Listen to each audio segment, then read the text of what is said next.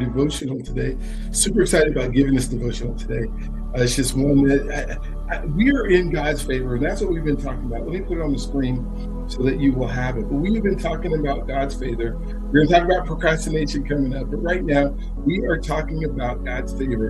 And as we're talking about God's favor, I've just been getting so excited because we have a section that we've been doing for over 193 days where we specifically talk about I will walk in God's favor. And so as we've been talking about it, make sure you drink your water. We drink our water in between the session before we jump into it.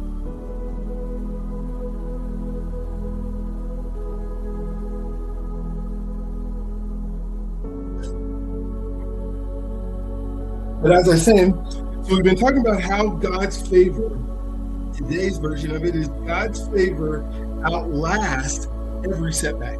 God's favor outlasts every setback. So the verse today is, weeping may stay for the night, but rejoicing comes in the morning. The full verse here is Psalms 35. For his anger lasts for only a moment, but his favor lasts a lifetime. Say today, tomorrow, and for the rest of our lives, we will walk in God's favor because his favor lasts for a lifetime. Weeping may stay for a night, but rejoicing comes in the morning. And it is morning for us today. Father, thank you that your favor over my life is stronger than any setback that I face. One of the greatest demonstrations of God's favor is not that it prevents hard seasons. We know that the seasons that we have and the times that we are going to go through because we're on this earth, and the short time that we're here and the blip of time of everything that goes on in our lives, we stress over some of the littlest things. And some of the things that we stress over are just him allowing things to happen so that we can move closer to him. It is that outlasts and every setback you have that you have ever faced, not just every setback you have now, but every setback that you have ever had in your entire life has had an expiration date. Isn't that so cool? So every setback that you had is not a setback that you are continuing today. Now, if you just had a setback yesterday and you're still doing it today, it still has an expiration date. God's favor does not. His favor number lasts forever. When life knocks you down, the favor of God is the force that ensures the story does not end there. Your setback is not a sign that God's favor has left. It's often just the very place where his favor is being most powerfully refined. Let me give you an example. You receive a devastating professional setback. Maybe you lose your job. Maybe the company doesn't have money to pay you because they go bankrupt or something. A deal falls through. A door closes. Opportunity disappears. In the natural, it looks like loss.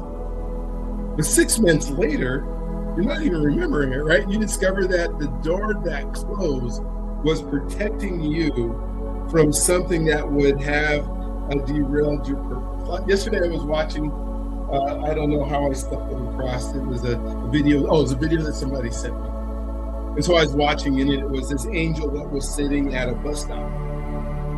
And there was a lady who was getting ready to get on the bus. Now I'm sure all AI that created it. And so the angel, they kind of had it where they had like these outline of wings that you could barely see, but only you as the audience watching could see that angel that had wings. The lady who looked at the angel, she looked at him and looked at those wings. So there's no way the lady knew. And they were sitting at a bus stop, and the lady was getting ready to get on the bus. And so what happened is, I guess the angel lady had a whole bunch of apples in her bag, and she dropped all the apples on the ground.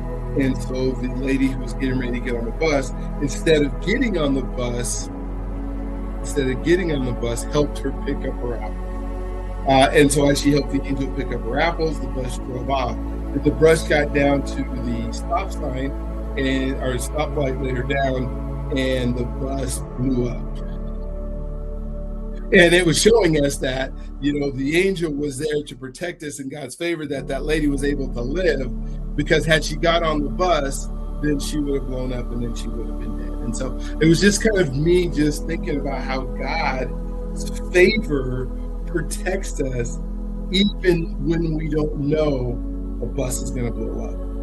Even when we don't know the circumstances behind why something didn't happen. Because his plans are his plans, not our plans. And not always our plans are his plans.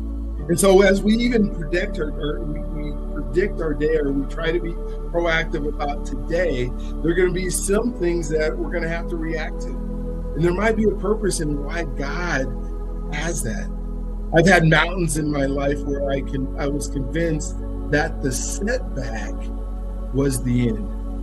Oh man, it's going to be over. I can't do this, or I'm not going to be able to move forward. And if I go back through my life, I'm still here. I'm still breathing. I'm still excited about tomorrow. Are you?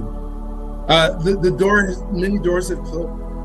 I've had many broken relationships. The plan that I had fell completely apart. Things didn't work out when I got online. We had internet problems last week that made it almost impossible for us to get through our lessons. And still we just kept going.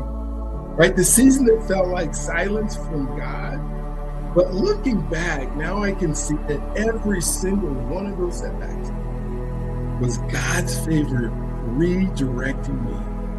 God's favor protecting me. God's favor positioning me. God's favor positioning for something I was not yet ready to receive. The morning always came. It was never as far away as the night made it feel. When we think about the morning, I'm not saying physically the actual morning when the sun rises, although I get excited about that too. I'm saying the night may take 7 days and the morning comes. Right? Noah was on the boat for 40 days and it rained. And then the bird flew down and he could see the rainbow in the sun. Right? So what's happening in our mind? Research in resilience psychology shows that people who maintain a sense of meaning and purpose during adversity recover faster and emerge stronger than those who don't. When we anchor our identity in God's favor rather than our circumstances, our brain's resilient systems activate more effectively. It's just a wonder, right, that God made us that our brain works better when we are in positive mode than when we are in negative mode, helping us maintain hope, regulate emotion, and persist through difficulty with greater mental endurance. So our heart connection today is God's favor does not expire in your hardest season. It's working its hardest in it. What setback in your life do you need to reframe as simple for God's favor? Write down the setback from your past that you can now see God's favor working through. Let that testimony fuel your faith and your belief, right, in the favorable outcome compared to the doubt and fear of the unfavorable outcome. What you are the faith of what you are currently facing. So my short prayer today is, Father, thank you that your favor outlasts setback in my life. Help me trust you in the night seasons, knowing that morning is coming. Give me eyes to see, your hand to work, even when circumstances say otherwise. Blessing I want to give you, the first blessing I want to give you today is may you walk through every setback with unshakable confidence that God's favor is already outlasting. Our questions for today is, do you believe God's favor is still working in your hardest season? What setback in your life can you now see God is using for good? What setback can you see God is now using you for good? And what would your perspective shift today if you truly believe morning was already on its way? That morning was already on its way. I'm going to put these in the chat like we always do. Boom, put it in the chat. And now let's figure out how to live in this, right? Your setback is not your final chapter. God's favor has outlasted every hard season in your life so far, and it is not stopping now. Walk today with the confidence of someone whose morning is already on its way.